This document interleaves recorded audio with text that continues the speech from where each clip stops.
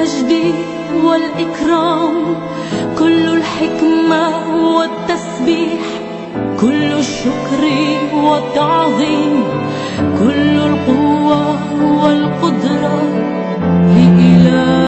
O caminho a Cristo, capítulo 1. O cuidado de Deus. A natureza e a revelação, ambas dão testemunho do amor de Deus.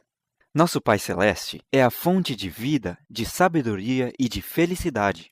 Contemplai as belas e maravilhosas obras da natureza.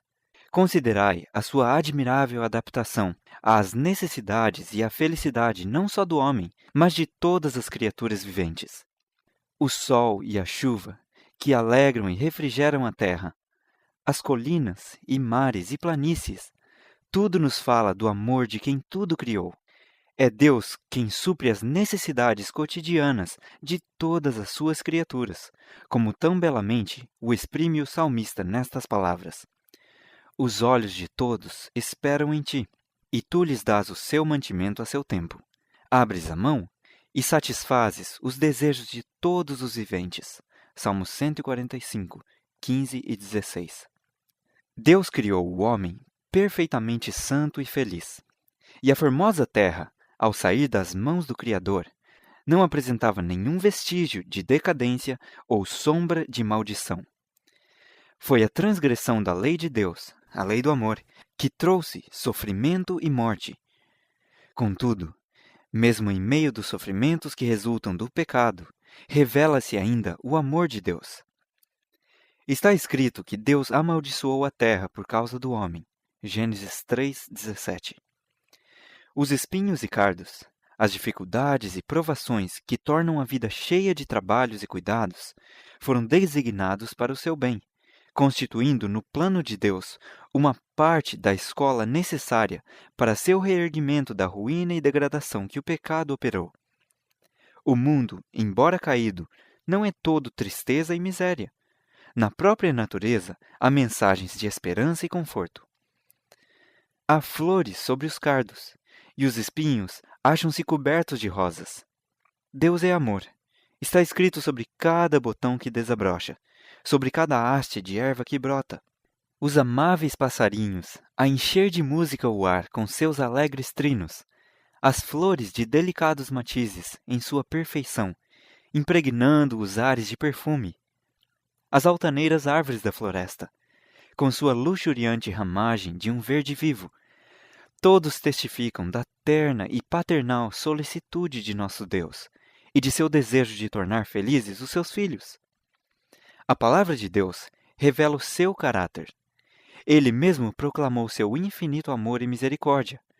Quando Moisés orou, "Rogo-te que me mostres a tua glória", o Senhor respondeu, "Eu farei passar toda a minha bondade por diante de ti." Êxodo 33, 18 e 19. Essa é a sua glória. Ele passou diante de Moisés e proclamou, "Jeová, o Senhor, Deus misericordioso e piedoso, tardio em iras e grande em beneficência e verdade, que guarda a beneficência em milhares, que perdoa a iniquidade e a transgressão e o pecado. Ele é longânimo e grande em benignidade, porque tem prazer na benignidade." Deus ligou a si nosso coração por inúmeras provas no céu e na terra. Pelas obras da natureza e os mais profundos e ternos laços terrestres que pode imaginar o coração humano, procurou ele revelar-se a nós. No entanto, estas coisas só muito imperfeitamente representam o seu amor. Não obstante todas essas provas, o inimigo do bem cegou o espírito dos homens de maneira que foram levados a olhar a Deus com temor, considerando-o severo e inexorável. Satanás levou o homem a imaginar Deus como um ser cujo principal atributo fosse a justiça severa, um rigoroso juiz e credor exigente e cruel. Representou o Criador como um ser que espreita desconfiado, procurando discernir os erros e pecados dos homens para que possa trazer juízo sobre eles. Foi para dissipar essa negra sombra, revelando ao mundo o infinito amor de Deus, que Jesus baixou para viver entre os homens. O Filho de Deus veio do céu para revelar o Pai. Deus nunca foi visto por alguém. O Filho unigênito que está no seio do Pai. Este o fez conhecer. João 1,18. Ninguém conhece o Filho, senão o Pai. E ninguém conhece o Pai, senão o Filho, e aquele a quem o Filho o quiser revelar. Mateus 11:27. Quando um dos discípulos fez o pedido, Senhor, mostra-nos o Pai, Jesus respondeu, Estou há tanto tempo convosco, e não me tendes conhecido, Filipe? Quem me vê a mim, vê o Pai. E como dizes tu, mostra-nos o Pai? João 14, 8 e 9. Descrevendo a sua missão terrestre, disse Jesus, O Espírito do Senhor é sobre mim, pois que me ungiu para evangelizar os pobres, enviou-me a curar os quebrantados de coração, a apregoar liberdade aos cativos e dar vista aos cegos, a pôr em liberdade os oprimidos. Lucas 4, 18 e 19. Essa foi a sua obra. Andava fazendo o bem, curando os oprimidos por Satanás. Havia aldeias inteiras onde não existia mais nenhuma casa em que se ouvissem lamentos de enfermo, porque Jesus por elas passara e lhes curara os doentes. Sua obra dava testemunho de sua unção divina. Amor, misericórdia e compaixão se patenteavam em cada ato de sua vida. Seu coração anelava com terna simpatia pelos filhos dos homens. Revestiu-se da natureza humana para poder atingir as necessidades do homem. Os mais pobres e humildes não receavam aproximar-se dele. Mesmo as criancinhas, para ele se sentiam atraídas. Gostavam de subir-lhe aos joelhos e contemplar-lhe o rosto pensativo, que refletia bondade e amor. Jesus não suprimia da verdade uma palavra que fosse, mas sempre a proferia com amor. Em seu convívio com o povo, exercia o maior tato, dispensando-lhes atenta e bondosa consideração. Não era nunca rude, jamais pronunciava desnecessariamente uma palavra severa.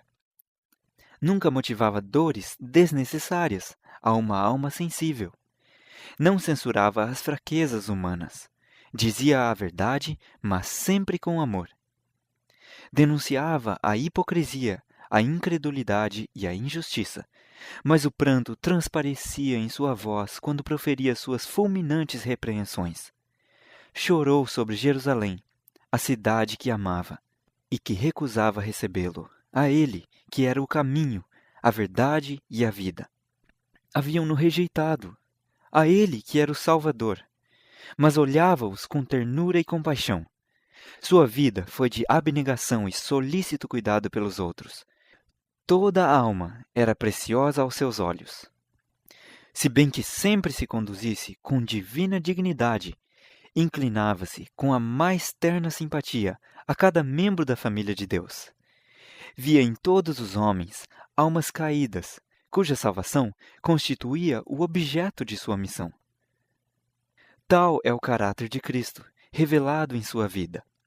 Tal é também o caráter de Deus. É do coração do Pai que as torrentes da compaixão divina, manifestas em Cristo, fluem para os filhos dos homens. Jesus, o terno, compassivo Salvador, era Deus manifestado na carne. 1 Timóteo 3,16. Foi para nos remir que Jesus viveu, sofreu e morreu.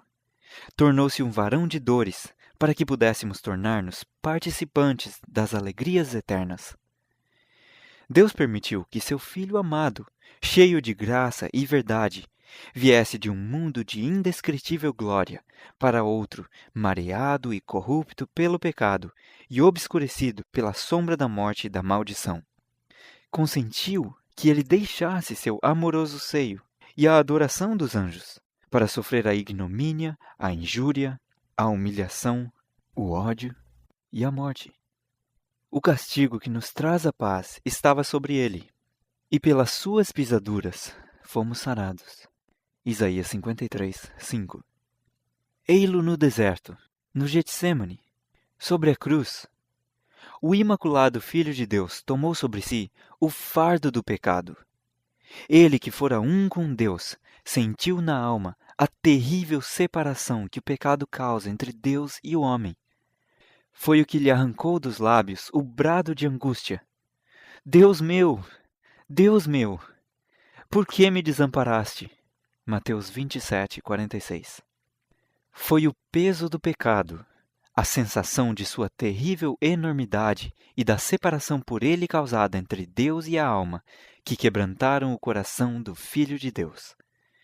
Mas este grande sacrifício não foi feito para engendrar no coração do Pai o amor para com o homem, nem para dispô-lo a salvá-lo. Não. Deus amou o mundo de tal maneira que deu o seu Filho unigênito. João 3,16. O Pai nos ama, não em virtude da grande propiciação, mas sim proveu a propiciação porque nos ama. Cristo foi o instrumento pelo qual ele pôde entornar sobre um mundo caído o seu infinito amor. Deus estava em Cristo, reconciliando consigo o mundo. 2 Coríntios 5,19. Sofreu juntamente com seu Filho. Na agonia do Getsêmani, na morte sobre o Calvário, o coração do infinito amor pagou o preço de nossa redenção. Disse Jesus: por isso o Pai me ama, porque dou a minha vida para tornar a tomá-la. João 10,17. Isto é, meu Pai tanto vos amou, que mais ainda me ama a mim, por dar a minha vida a fim de vos redimir. Tornando-me vosso substituto e penhor, entregando minha vida, tomando sobre mim vossas fraquezas e transgressões, sou muito amado de meu Pai, porque em virtude de meu sacrifício, Deus pode ser justo e, ao mesmo tempo, justificador daquele que tem fé em Jesus. Romanos 3:26. Ninguém senão o Filho de Deus poderia efetuar nossa redenção, pois unicamente aquele que estivera no seio do Pai é que o podia revelar. Só ele, que conhecia a altura e a profundidade do amor de Deus, podia manifestá-lo. Nada menos que o infinito sacrifício efetuado por Cristo em favor do homem caído é que podia exprimir o amor do Pai pela humanidade perdida. Deus amou o mundo de tal maneira que deu o seu Filho unigênito. João 3,16. Ele o deu não somente para que vivesse entre os homens, tomasse sobre si os seus pecados e morresse em sacrifício por eles. Deu-o à raça caída. Cristo devia identificar-se com os interesses e necessidades da humanidade. Ele, que era um com Deus, ligou-se aos filhos dos homens por laços que nunca se romperão. Jesus não se envergonha de lhes chamar irmãos. Hebreus 2:11. Ele é nosso sacrifício, nosso advogado, nosso irmão, apresentando nossa forma humana perante o trono do Pai, achando-se, através dos séculos eternos, unido à raça que ele, o Filho do homem, redimiu. E tudo isto para que o homem pudesse ser erguido da ruína e degradação do pecado, a fim de que refletisse o amor de Deus e participasse da alegria da santidade. O preço pago por nossa redenção, o infinito sacrifício de nosso Pai Celestial em entregar seu Filho para morrer por nós, deveria inspirar-nos ideias elevadas sobre o que nos podemos tornar por meio de Cristo. Quando o inspirado apóstolo João contemplou a altura, a profundidade e a amplidão do amor do Pai para com a raça perdida, foi possuído de um espírito de adoração e reverência. E não podendo encontrar linguagem apropriada para exprimir a grandeza e ternura desse amor, chamou para ele a atenção do mundo. Vede quão grande amor nos tem concedido o Pai, que fôssemos chamados filhos de Deus. 1 João 3:1. Em que grande valor é tido o homem! Pela transgressão, tornam-se os filhos dos homens sujeitos a Satanás. Pela fé no sacrifício expiatório de Cristo, os filhos de Adão podem voltar a ser filhos de Deus. Assumindo a natureza humana, Cristo elevou a humanidade.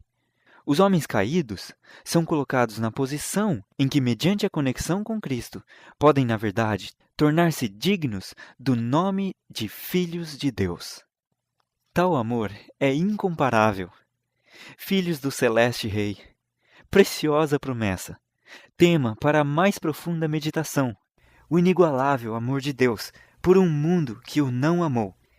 Este pensamento exerce um poder subjugante sobre a alma e leva cativo o entendimento à vontade de Deus. Quanto mais estudarmos o caráter divino à luz que vem da cruz, tanto mais veremos a misericórdia, a ternura e o perdão aliados à equidade e à justiça, e tanto mais claro discerniremos as inumeráveis provas de um amor que é infinito e de uma terna compaixão que sobrepuja o amor anelante de uma mãe para com o filho extraviado. O fim do capítulo 1 do Caminho a Cristo.